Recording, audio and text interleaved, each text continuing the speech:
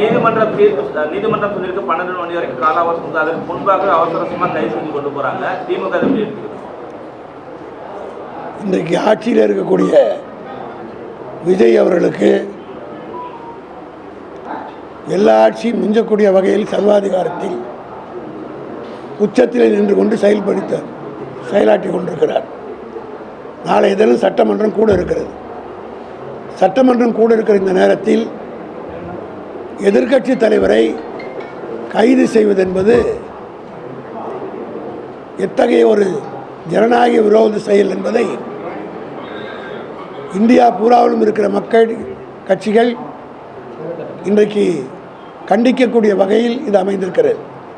கொலை செஞ்சுட்டு கொலை குற்றவாளியாக இருக்கக்கூடியவர்கள் கூட பாராளுமன்றம் சட்டமன்றம் நடக்கிற போது அதில் கலந்து கொள்வதற்கு எங்களுக்கு அனுமதி அளிக்க வேண்டும் என்று நீதிமன்றத்தில் கோரி நீதிமன்றத்தில் வந்து கலந்துக்கிட்டு போன வரலாறுலாம் இந்திய ஜனநாயகத்தில் இந்த 75 ஆண்டு காலமாக நாம் பார்த்துருக்கிறோம். ஆனால் ஜனநாயகம் என்ற படத்திலே நடித்தாரே தவிர ஜனநாயகத்தை பற்றி ஏபிசி கூட தெரியாத ஒரு முதலமைச்சர் எதிர்க்கட்சி தலைவருடைய பேச்சை திரித்து என்ன உலகம் அவர் பேசாத பேச்சு பேசிட்டார்.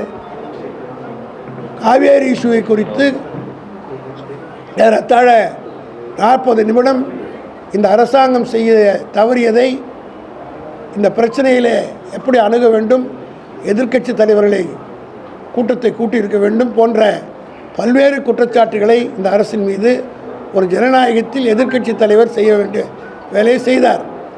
அந்த நேரத்தில் யாரோ ஒருவர் தண்ணி வரவில்லை என்ற வைத்தறிச்சிலே இதுவரையிலே திமுக ஆட்சியிலே கரெக்டாக சொன்னார். 2021 25 வரை தளபதி மு.க. ஸ்டாலின் இருந்தபோது டெல்டா மக்களுக்கு கரெக்டாக தண்ணி வந்து சேர்ந்தது. ஆனால் இந்த ஆண்டு வரவில்லை தண்ணி அப்படின்னு பேசுகிற போது கூட்டத்தில் இருந்து யாரோ ஒருத்தர் வந்து திரிஷா வீட்டுக்கு தண்ணி வருது, அவங்க வீட்டுக்கு மட்டும் வருதுன்னு கூட்டத்தில் கேட்டாங்க. அப்போ கேட்குற நேரத்தில் திரிஷா வீட்டில் மட்டும் தண்ணி வருது அப்படின்ட்டு கேட்டபோது வருமானு கேட்ட நேரத்தில் அங்கே மட்டும் வரும் என்று சொன்னார். அது என்ன தப்பு இருக்குது? உலகமாக தப்பாது. தண்ணி என்பது குடிக்கிற தண்ணி வந்திருக்கு.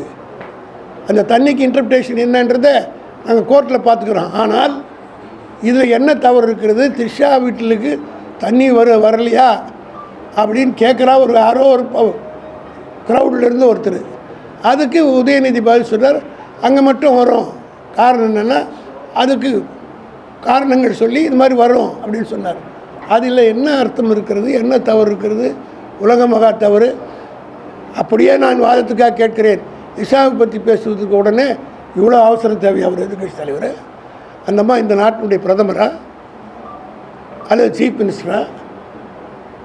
அந்தம்மா தனிப்பட்ட முறையிலே யாரும் ஒன்றும் பேசலாம், வீட்டுக்கு தான் சொன்னார். இப்போ சென்னைக்கு கூட வீராணம் தண்ணி வருது, என் வீட்டுக்கு தண்ணி வரல. போராடுற மக்கள் என்ன பண்ணாங்க? கோஷம் போடும்போது என்ன சொல்லுவாங்க? அவங்க வீட்டுக்கு மாத்திரம் தண்ணி வரும். நான்லாம் சேர்மனாக 20 வருஷம் இருந்தோம், தண்ணி கிடைக்கலன்னா அவங்க வீட்டுக்கு மாத்திரம் தண்ணி வந்துடும், எங்கள் வீட்டுக்குலாம் வராது அப்படின்னு ஆர்ப்பாட்டத்தில் மக்கள் ஆவேசத்தில் பேசுவது வாடிக்கை. இதெல்லாம் அரசியலில் பக்குவம் போட்டிருந்து போராட்டங்கள் நடத்தி அரசியல் நடத்தி ஆட்சிக்கு வந்திருந்தால் அதெல்லாம் புரியும்.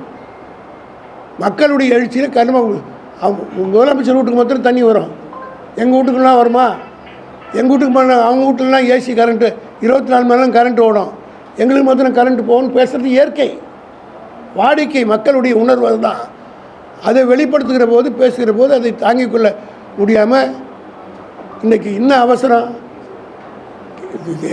ஜெயலலிதா காலத்தில் நாங்கள்லாம் பேசியிருக்கிறோம், எடப்பாடி காலத்தில் பேசியிருக்கோம், எம்ஜிஆர் காலத்திலே பேசியிருக்கிறோம். ஆனால் ஒரு வழக்கிலே கூட என் மீதே 16 கேஸ் ஜெயலலிதா கேஸில் போட்டாங்க, ஜெயலலிதா மீது அவதூறு. ஆனால் ஒரு வழக்கிலே கூட நான் கைது செய்யப்படவில்லை. தளபதி மேலே 40 வழக்கு இந்த கேஸ் முடியும் போது ஒரு வழக்கிலே கூட கைது செய்யப்படவில்லை. ஆக இதுபோல் அவதூறு வழக்கு பேச்சில் வழக்கு போட்டு கைது செய்கிறதே கிடையாது. ஆனால் இன்றைக்கு அவசரமாக தஞ்சாவூர்லேருந்து இந்த தஞ்சாவூர் விவசாயிலாம் பட்டினியில் சாகிறான். அதை பற்றி கவனிப்பதற்கு இந்த அரசாங்கத்துக்கு நேரம் இல்லை, முதலமைச்சருக்கு அதை பற்றி சிந்திப்பதற்கு நேரம் இல்லை. ஆனால் அங்கே இருந்து ஆளை அனுப்பி இங்கே இருந்து அழிச்சு போட்டார். ஒன்று மட்டும் சொல்கிறேன், எங்கள் உதயநிதி ஸ்டாலினை இன்றைக்கு இளைய கலைஞராக மாற்றி கொண்டிருக்கிறார்கள். என்னுடைய நினைவெல்லாம் 1963 65 இந்திய எதிர்ப்பு போராட்ட நேரத்தில் கலைஞரை இதே போல தான் கைது செய்து பாளையங்கோட்டுக்கு ஜெயிலில் வேன்லேயே அழைச்சிட்டு போனாங்க. அதெல்லாம் இன்றைக்கி இருக்கக்கூடிய இவருக்கு தெரியாது, இவர் பிறந்திருக்கவே மாட்டார். அப்போ அன்றைக்கி கலைஞரை கைது செய்து இதே போல் வேனில் ஏற்றிக்கிட்டு பாளையங்கோட்டை வரல போனாங்க. அதே போல் இன்றைக்கு உதயநிதி ஸ்டாலின் அவர்களை கைது செய்து வேனில் அழைச்சிட்டு போகிறாங்க. ஆக இன்று முதல் இன்னையிலிருந்து எங்களை உதயநிதி ஸ்டாலினை இளைய கலைஞர் என்று அழைப்பதற்கு விஜய் வகுத்து கொடுத்து விட்டார் என்று தான் நான் கருதுகிறேன். ஒன்றை மட்டும், அது மட்டும் இல்லை, கோர்ட் 12 மணி வரையிலும் அரெஸ்ட் பண்ணக்கூடாதுன்னு சொல்கிறது உயர்நீதிமன்றம். அந்த நீதிமன்ற உத்தரவு மீறி இன்றைக்கு இந்த போலீஸ்காரர்கள் கைது செய்திருக்கிறார்னா அதற்குரிய விளைவுகளை சம்பந்தப்பட்ட அதிகாரிகளும் சந்திப்பார்கள், அவர்களுக்கு உத்தரவு போட்டதும் சந்திப்பார்கள்.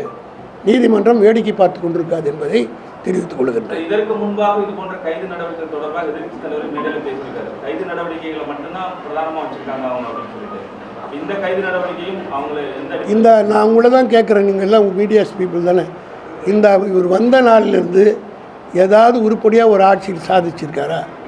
திமுக ஆட்சியில் வச்ச பேரெல்லாம் மாற்றினார். எதிர்த்து பேசுகிறவங்களை பூரா நேற்றுக்கு தான் இன்றைக்கி தான் ஒரு எம்எல்ஏ வெளியில் வர போகிறார். இது எதிர்கட்சி தலைவரே உள்ள அனுப்புகிறார். எனக்கு இருக்கிற டவுட் இல்லைன்னா, இன்றைக்கி அசம்பிளியில் எல்லாம் நம்ம ஆங்காங்கே நாங்கள் திமுக சட்டமன்ற உறுப்பினர்கள்லாம் ஆர்ப்பாட்டத்தில் ஈடுபட்டு பண்ணால் மொத்த பேரையும் அரெஸ்ட் பண்ணி வச்சுட்டு ஆள் இல்லாத மைதானத்தில் பந்தாடலான்னு நாளைக்கு நடக்கிறார். அவர் என்ன ஈடேறாது. திமுக அதுக்குரிய யுகங்களை வைக்கும், சட்டமன்றத்தில் சந்திப்போம், மக்கள் மன்றத்தில் சந்திப்போம்.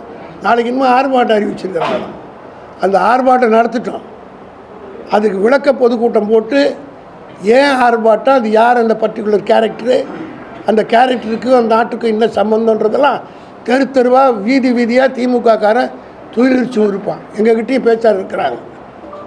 நாங்கள் பேச ஆரம்பித்தா தாங்க மாட்டார் விஜய். நிச்சயமாக, அதாவது அங்கே தஞ்சாவூரில் பேசின அந்த வச்சு புள்ளிவர்களை பார்த்து இதை சட்டசபையில் ஏற்றினா எப்படி பதில் சொல்கிறது அப்படின்னு பயந்துக்கிட்டு தான் பண்ணியிருக்கிறாங்கன்றது பட்டவர்த்தமாக தெரியுது.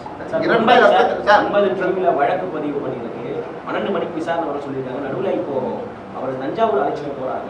நடுவில் நம்மளுடைய சட்ட நிபுணர்கள் என்ன சொல்கிறாங்க சார்? நீதிமன்றத்தில் நாடி இருக்கிறோம், 12 மணிக்கு இறங்கி வரும், நீதிபதி என்ன சொல்கிறார் என்று பார்ப்போம். அதற்குரிய நடவடிக்கை எடுக்க சட்ட ரீதியாக இதை விட பெரிய போராட்டங்கள்லாம் சட்ட ரீதியாக நடத்தி ஜெயிச்சு கட்சி தான் திமுக. 100 படைகள் ஐபிஎஸ்சில் இருக்கிற எல்லா பிரிவையும் கூட போடட்டும், அதை பற்றி கவலை இல்லை. பண்ணட்டும் அந்த போராட்டம் ஏறுன்றது மக்களுக்கு தெரியட்டும். ஒரு தனிப்பட்ட நபருக்காக விவசாயி சாவரா, அதை பற்றி போராட்டம் கிடையாது. ஒன்றிய அரசிலிருந்து இப்போ எடுத்து போராடி போராட்டம் நடத்துறதுக்கு யோகியது இல்லாத ஒரு ஆட்சி யாரோ ஒரு நடிகைக்காக போராட்டம் நடத்தி ஆர்ப்பாட்டம் நடத்தி பேசுகிறாங்கன்னா அதை நாங்கள் துயில் உரித்து காட்டுவோம். திமுககார மேடையில் பேச ஆரம்பித்தான்னு வச்சுங்க, பல விஷயங்கள் வெளியில் வரும், இது அசிங்கமாயிடும். தமிழ்நாட்டு அரசியல் மேடைகளை காப்பாற்றிக்கொள்ள, நாகரிகத்தை காப்பாற்றிக்கொள்ள இந்த அரசு தன்னுடைய நிலைப்பாட்டை ஒழுங்காக நிலைநிறுத்திக் கொள்ள வேண்டும். யாரு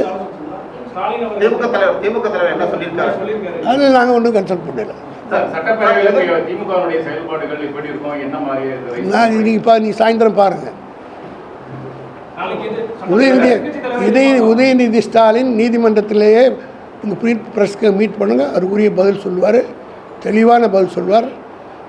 ஆட்சியில் இருக்கிறவருக்கு புரிந்து கொள்வது மட்டும் இல்லை, நாட்டு மக்களும் புரிந்து கொள்ள அளவுக்கு துயிலெழுத்து காட்டக்கூடிய அளவுக்கு நீங்கள் ப்ரெஸ்ஸு சாயந்தரம் கோர்ட்டுக்கு போகிறார்ல, கோர்ட்டினுடைய 5 நிமிஷம் பர்மிஷனாக பாருங்கள், பார்த்தா சொல்லுவார். எதிர்கட்சி தலைவர் பேசும்போது முதலமைச்சர் பேரை சொல்லல, நடிகை திரிஷா பேரை சொல்லல, இந்த சொல்ல அவளை கைது நடத்தி வந்திருக்காங்க. மறைமுகமாக திரிஷாவை அரசியல் கொண்டு வரக்கான முயற்சியில் அதை ஈடுபடுத்தான்னு நினைக்கிறீங்களா? தமிழ்நாட்டில் எந்த அசிங்கம் ஒன்றா நடக்கும், அந்த அசிங்கத்தில் இது ஒன்றா இருந்தால் தாங்கி தான் ஆகணும்.